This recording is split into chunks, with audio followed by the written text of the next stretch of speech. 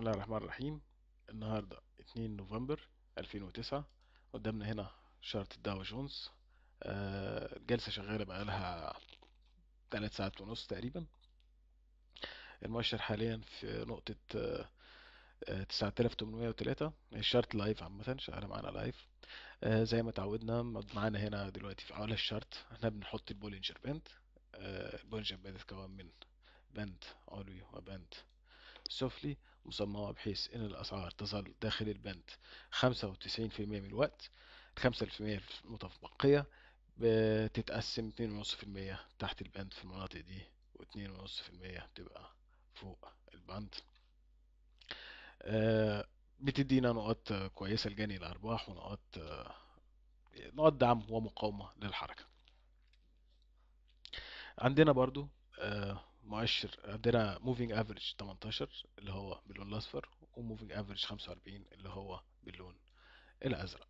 الموفينج افريج 18 اللي هو بيعتبر زي خط الريست للاسعار، او الاسعار فوقيه بتحاول تنزل ترجع له، لو الاسعار تحتيه بتحاول تطلع وتوصل له، ويعتبر هو خط الاتجاه قصير الاجل.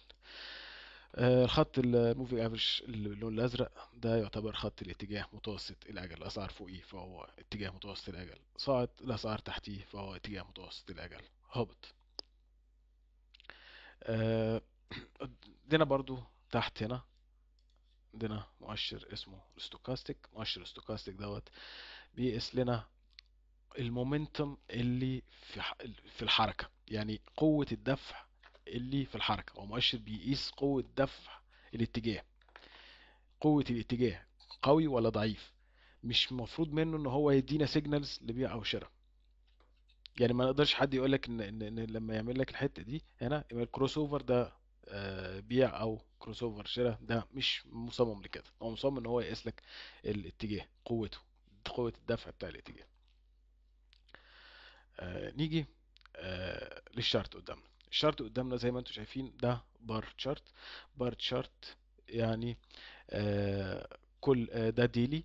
كل بار من دول يمثل يوم. آه، الشرطة اللي على الشمال دي اللي انتوا شايفينها دي سعر الفتح، والشرطة اللي بتبقى على اليمين زي هنا او هنا او حتى هنا ده سعر الإغلاق. أعلى نقطة في البار هي أعلى نقطة وصل لها الهاي بتاع اليوم، والنقطة هي اللو بتاع اليوم.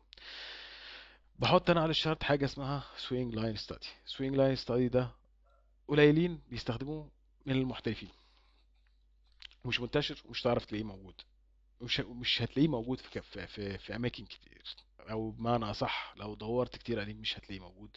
انا هنا عامله وانا هنا مبرمجه ليا مخصوص عشان احطه. هحطه وهتشوف الفرق. هنشوف الشارت ازاي اتحطت. حطينا السوينج لاين ستادي. السوينج لاين ستادي هنا وضح لنا العمليه ماشيه ازاي، وضح لنا القمم والقاعات، وضح لنا اماكن لدخول التريده واماكن وقف الخساره، وبيوضح كل حاجه تقريبا. يعني بمعنى اصح، طالما هنا عندنا قمة أقل من قمة، وهنا قاع أقل من قاع، ده اتجاه هبوطي. عندنا هنا قمة تانية أقل، قاع تاني أقل، قاع تاني قمة، ده اتجاه هبوطي. ده ما يسمى اتجاه قمة أقل من قمة وقاع أقل من قاع، ده اسمه اتجاه هبوطي. معنى إن البيرز هم المتحكمين في السوق، البياع هو اللي متحكم في السوق مش المشتري.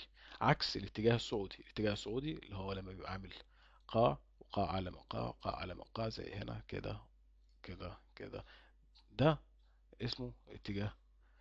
ده كده اتجاه صعودي، ده كده اتجاه هبوطي. وزي ما انتم شايفين ما زال الاتجاه هبوطي. مفيش اي شيء يدعو ابدا للدخول. يعني انا هنا مش هراهن فلوسي على طلع يعني في الوقت الحالي.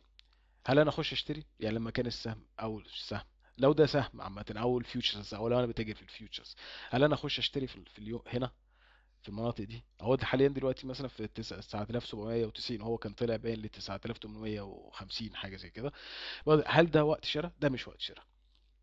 ده مفيش حاجه تدعيني للشراء. ممكن ابقى اعمل حاجه اسمها انترا دي، الحاجات اللي بتحصل جوه دي انترا دي، بس هجيب بقى بدل اخلي البار هنا ديلي، اجيب بقى البار بقى هو حركته في كل 15 دقيقه، او كل نص ساعه او ساعه، او حتى كل 5 دقائق. الاتجاه هو اتجاه هابط. فالبيرز متحكمين، بمعنى ان انا هلاقي بياع فوق. كل ما يقرب، كل ما المؤشر او السعر لو ده سهم بيطلع ويقرب للقاع، اخر قصدي للقمه، لاخر قمه موجوده. يعني كل ما يقرب للمناطق دي، المناطق اللي هنا دي، هيلاقي بياع كتير. ليه هيلاقي بياع كتير؟ علشان نسبة المخاطرة بتاعته هتبقى قليلة. يعني لو واحد قال انا هبيع في الحتة دي مثلا، ايه نقطة وقف خسارته؟ هي اختراق هذه القمة. طب هيجني ارباحه فين؟ هيجني ارباحه عند البولينجر باند. لو بصيت على الريسك، على الريسك اند ريورد ريشيو، نسبة المخاطرة على المكافأة، هتلاقيه مثلا كأنه بيراهن دولار عشان يكسب 7 دولار. طبعا نسبة هايلة، فأكيد هيبقى في بياع. وكل ما تطلع أكتر ويقرب أكتر، كل ما هيبقى البيع أكتر، لغاية لما يكسرها. وفي الحالة دي يبقى البيرز نو لونجر ان كنترول، يبقى مش مسيطر في السوق. أه نبص تاني. انا بشرح الكلام ده لسبب، لان في مثل صيني بيقول لك اديني سمكة وانا هاكل لمدة يوم، علمني ازاي اصطاد وانا هاكل طول عمري. give me a fish and I'll eat for a day, teach me to fish and I'll eat for a lifetime. انا عايز اوريك ازاي المتاجرة بتتم، مش عايز اقعد اقول لك خش هنا او بيع هنا. انا بوريك اسلوب المتاجرة، بوريك ازاي الناس بتتاجر. الناس بتمشي ورا الاتجاه، محدش بيمشي ورا الفولاتيليتي اللي بتحصل في الاتجاه، لان القمم والقاعان دي عباره عن فولاتيليتي هو الاسعار بتنزل عمال يوم عن يوم عن يوم عن يوم، هو بينزل، فده اسمه هابط. القمم والقاعان اللي بتحصل دي فولاتيليتي، انت ما تتاجرش عليها. مش هخش كاونتر ترند، يعني مش هراهن مثلا اقول لا ده انا هشتري في الحته دي. لو مثلا مش هقول مثلا انا ايه فكيك قوي، انا بقى هبيع هنا واقفل هنا، واقوم داخل شاري هنا، واقوم قافل اللونج بتاعتي هنا، واقوم داخل تاني ولغايه لما يوصل لغايه هنا، اقوم قال خلاص انا بعت كل دوت، وبعد كده اقوم شاري تاني هنا وبايع هنا، وداخل شورت تاني هنا ما بتحصلش. دي ما بتحصلش. ده كلام فارغ، كلام يعني ما فيش عاقل اصلا يصدقه. يعني ما فيش عاقل يقول ان انا هقدر اتريد دي، هاخد هاخد دول لونج. لا، انا هاخد ده كل ده شورت، وهيبقى عندي عارف نقطتي، وهبقى داخل النقطة من أولها، أصلا من أول ما في اليوم ده، أصلا في اليوم النازلة الخزعبلية اليوم دوت، أنا هي دي كانت السيجنال على طول، وكانت دي نقطة وقف الخسارة. وهتخش بريسك على ريورد ريشيو 1:1 أو 1:1.5 في المناطق دي. هي دي اللي هي بتتردها كده، ما بتتردش بقى إن هو يعمل كده ويطلع وتاخد الطلعات دي.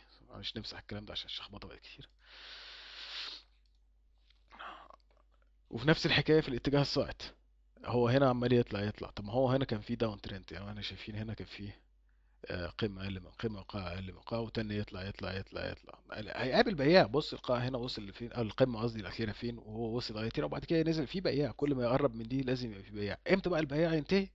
يعني في اليوم ده هنا مثلا نزل، عمل زي انسايدر بار، بقت قاع، طلع بعد كده هنا، ابتدى اليوم من هنا، وابتدى يوم بوليش طلع كسرها، فبقى اسمه اتجاه صاعد. طبعا هنا كل البيرز سحبوا فلوسهم، وكله دخل، كله قفل الشورت بتاعه اول ما شاف المنظر ده.